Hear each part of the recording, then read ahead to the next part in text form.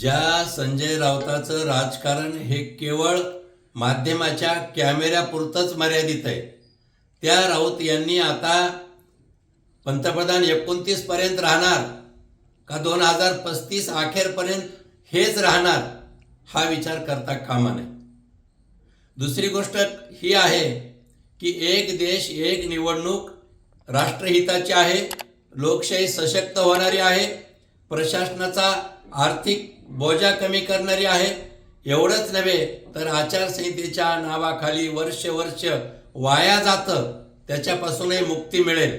आणि म्हणून सर्वसंमतीनं हे धोरण येत असताना वेड्याच्या बनात वावरणारे संजय राऊत चांगल्याही प्रश्नावर विरोध करण्याची त्याला सवयच आहे आणि म्हणून आपल्या पुलाखालून कधी पाणी निघून जातं हे राऊताला कळत नाही।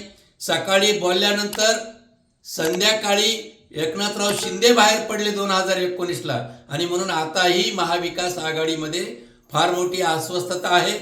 2-4 दिवसात केव्हाही महाविकास आघाडीत फूट पडू शकते।